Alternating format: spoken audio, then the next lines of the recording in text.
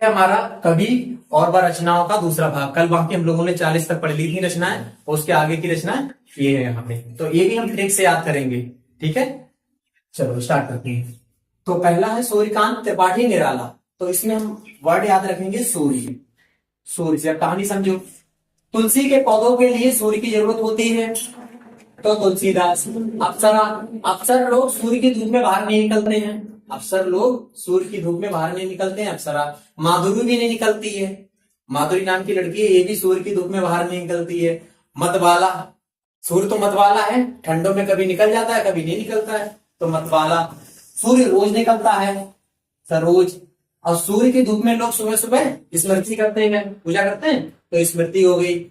अनामिका नाम की लड़की है, वो भी सूर्य की धूप में बाहर नहीं निकलती है।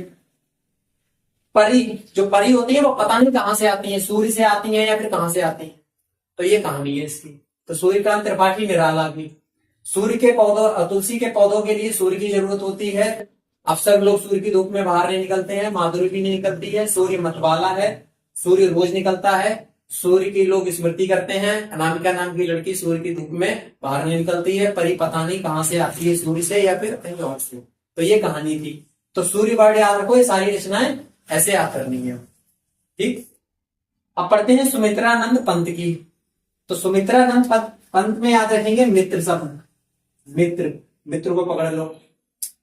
अच्छा, सच्चा मित्र वो नहीं होता है जो बुरा वक्त आने पे अपना पल्ला झाड़ ले। तो पल्ला मतलब पल्लव। सच्चा मित्र हमेशा, सच्चा मित्र हमेशा क्या काम करता है, युगों युगों तक साथ रहता है, युगों युगों तक साथ रहता है।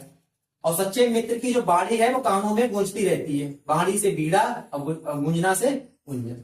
तो ये कहानी होगी हमारी, यहाँ से ये याद रखनी है सुमित्रानंद पंत से। अगला है सच्चिदानंद हीरानंद बादशाह। सच्चिदानंद में रूट वर्ड हम पकड़ेंगे सच से।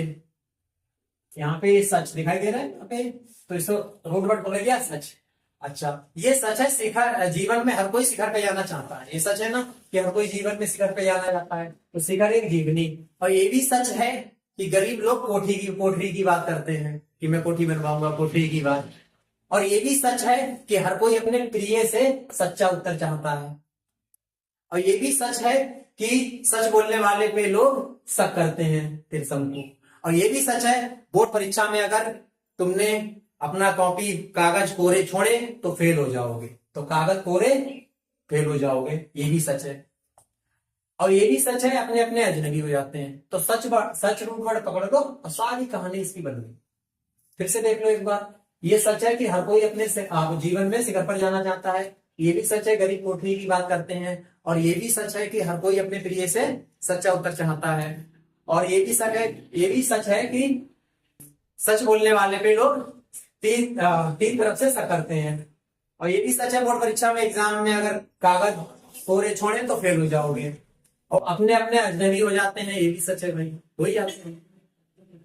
रामधारी सिंह दिनकर। अब इनकी कहानी समझो। परशुराम और राम की कहानी समझ गए तो समझ में आ जाएगा। तो इसमें रूट वर्ड आप पकड़ेंगे राम को। तो राम से कहानी क्या है इसकी, देखो। एक बार कुरुक्षेत्र का मैदान था। कुरुक्षेत्र के मैदान में राम और परशुराम की क्या हुई, वहां पे लड़ाई छिड़ी। तो परशुराम की लड़ाई छिड़ी कुरुक्षेत्र के मैदान में।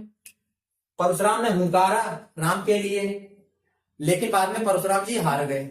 अब बाद में राम ने उनको संस्कृत के 4 अध्याय पढ़ाए, संस्कृत के 4 अध्याय पढ़ाए। और परशुराम इसलिए छोड़ के भाग गए।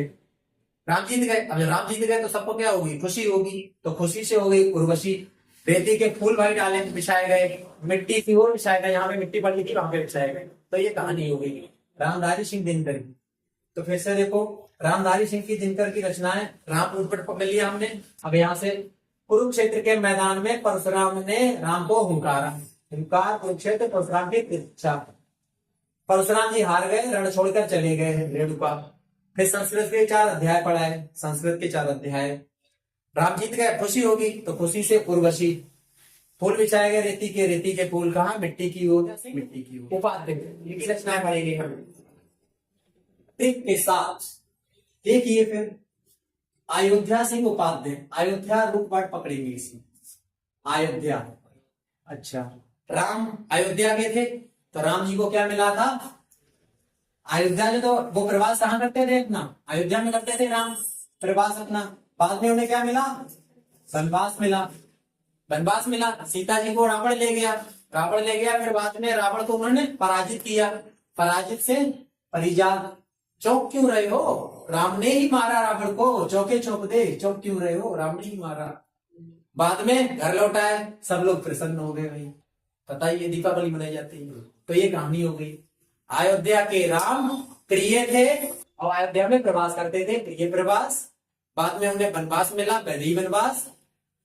राम को पराजित किया, वो से रावण को पराजित किया, परिजात। चौंक क्यों रहे हो, तो चौके चौक दे।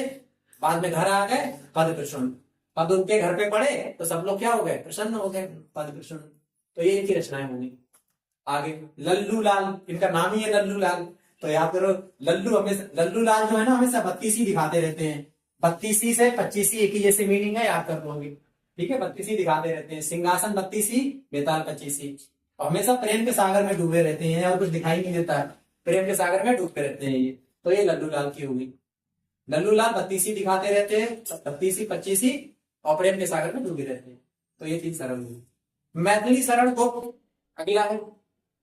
तो मैथिली शरण गुप्त को कैसे याद रखेंगे, शरण से। अच्छा ये बताओ, जब हमारे भारत में कोई आता है द्वार पर, तब भारत की जय जयकार होती है। और पंचवटी में अगर कोई आ जाए, ऋषि वगैरह पंचवटी के ऋषि आ जाते हैं, तो पहले ही संकेत दे दिया जाता है कि भैया ऋषि आ रहे हैं, अच्छा स्वागत किया जाए। तो यही कहानी है इनकी, मैथिली शरण गुप्त की। द्वार पर पंचवटी के जब ऋषि भारत में आते हैं तो भारत की जय जयकार होती है, और ये पंचवटी के ऋषि आते हैं तो संकेत दे दिया जाता साकेत।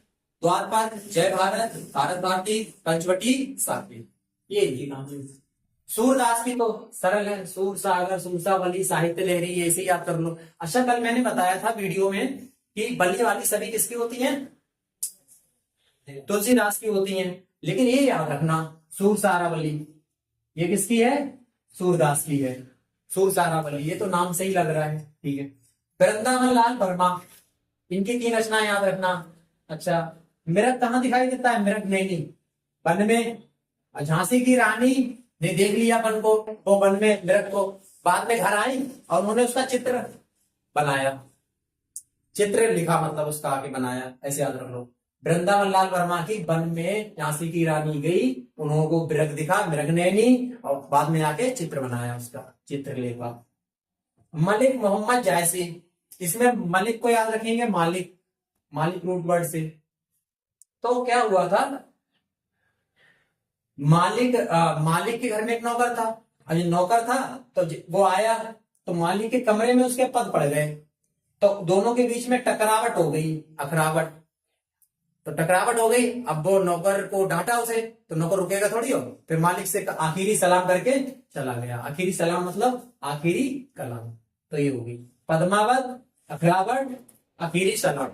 तो हम लोगों का ये कंप्लीट लेक्चर हो चुका है कवि और उनकी रचनाओं का, जिसमें हम लोगों में 90+ रचनाएं ट्रिक की सहायता से याद थी। एक बार वीडियो देखिएगा, इससे आप लोगों को याद हो जाएंगी। और बाकी आगे की हिंदी की जो क्लास होगी तो उससे पहले इन्फॉर्मेशन दी जाएगी कि कौन सी क्लास होगी।